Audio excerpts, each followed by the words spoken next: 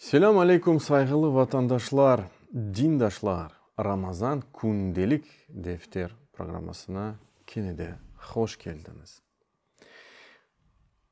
Bazı insanlar Ramazan ayında, oraza vaktlarda elhamdülillah oraza da tutarlar, camiye de gelirler. Hem istekleri bardan çok işler, salih amel yapmak ve soraştıraylar. Ya hocam tamam da oraza tutamız. Bana elhamdülillah teravihden de kılamız. Yani bu ayda yani daha ne yapabiliriz? Yani ne mühim olan amel siz ne tavsiye edebilirsiniz deyip soraylar. İşte bu hususta ve bu sualge cevap verirken ben bu ayetni sizge okumağa isteyim. Ba'da'u billahi mineşşeytanirracim.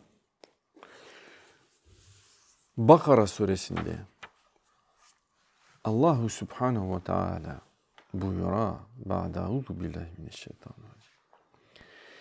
Şehru Ramazanellezî unzile fîhil Kur'ânu huden linnâsi ve beyinâtin minel huda vel furqân.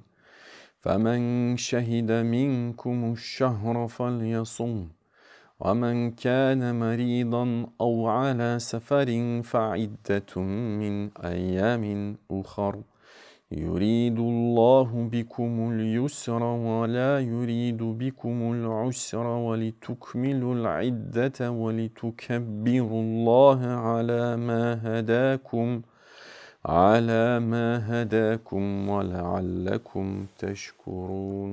Sadakallahul azim. Manası, Ramazan ayı insanlara yol gösterici, doğrunun ve doğrunu eğriden ayırımının açık delillerini olarak Kur'an indirilgen aydır.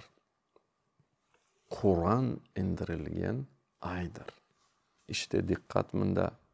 Sonra ise Rabbimiz ayta, öyleyse sizden Ramazan ayını idrak etkenler onda oraza tutsun. Orazanı tutamaz elhamdülillah. Sonra ise Rabbimiz ayta, kim o anda hasta ya da yolcu olsa tutmagan günlerinin sayısı kadar başka günlerde kaza etsin. Ve bunu nice defalarca anlattık. Allah siz için kolaylık ister, zorluk istemez. Bütün bular sayını tamamlavunuz ve sizge doğru yolunu gösterivine karşılık Allah'a tazim etvinuz. Şükür etvinuz içindir. Leallekum teşkurun. Şükür etvinuz içindir. Demek ki Ramazan orazayı ilk evvela, sonra bu Kur'an-ı Kerim ayı. Çünkü tam Ramazan ayında Kur'an-ı Kerim indirildi. Ondan da gayrı bakınız, dikkat. Peygamberimiz aleyhissalatu vesselam belli hadiste ni'te an Vathile bin al-Asqa' Resulullah sallallahu aleyhi ve sellem kal. Peygamberimiz aleyhisselam dedi ki, unzilet suhufu İbrahim evvele leyletin min Ramazan.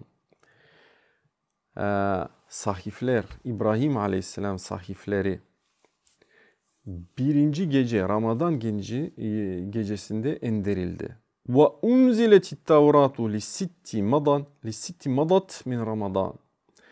Tevrat 6 gün Ramazan günü geçken son indirildi. Ve unziletil İncilü li 13 madat min Ramazan. Ve İncil 13 gün Ramazan 13 günü geçken son indirildi. Ve unzile zeburu li 18 halet min Ramazan. Ve Zebur 18 gün Ramazan günü geçken son indirildi. Ve unzilel Kur'anu li 24 halet min Ramazan. Ve Kur'an 24 Ramazan günü geçken son indirildi. Ravahu Tabarani fil Kebir ve Ahmed fi Musnadihi. Ve ayrıca Peygamberimiz sallallahu aleyhi ve sellem bilemiz ki Ramazan ayı Cibril aleyhisselam onun yanına geleydi ve onlar beraberlikte Kur'an-ı Kerim'ini teşkil ediler, tekrarlaydılar. Ve bu hususta böyle bir rivayet var. Kâne nebiyyü sallallahu aleyhi ve sellem ya'rudul Kur'anu fi Ramazan ala Cibril aleyhisselam. Fekâne yudarisuhul Kur'an. عن عبيد الله ابن عبد الله عن ابن عباس قال كان رسول الله صلى الله عليه وسلم أجود الناس. İşte bu rivayette ayetler ki Peygamberimiz aleyhissalatü vesselam en cömertli insan idi. Ve kâne ecvedu ma yekunu fi Ramazan. Ve hususan Ramazan ayında en cömertli, daha cömertliydi. Yani sair günlerge baksak, başka günlerge baksak, Ramazan köyünde Peygamberimiz sallallahu aleyhi ve sellem daha cömertlik gösteriyordu. Daha çok cömertlik gösteriyordu. Hine yelkahu Cibril. Ne zaman? Cibril yanına geldiğinde. Ve kâne yelkahu fi kulli leyletin min Ramazan. Ve Cibril aleyhisselam onu karşılaydı her Ramazan gecesinde. Fayudarisuhul Kur'an. Ve onun beraber indirilgen ayetlerini tekrarlaydı.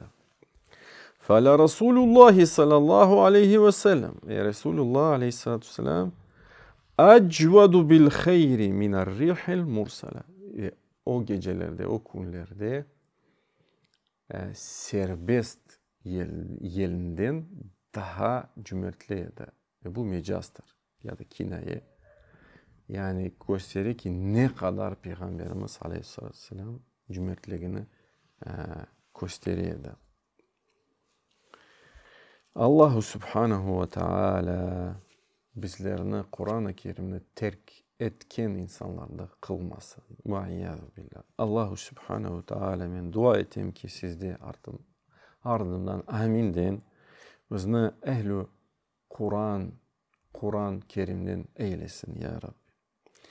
Bizge Kur'an-ı Kerim'ni ilk sayfasından son sayfasına kadar en azından tedebbür şeklinde okumağamalarını anlamağa nasip eylesin. Ve bu okulgan manalarını ısınıp, o okulgan manalarını kendi canlarımızga aşılap, o manalardan yaşamağa nasip eylesin.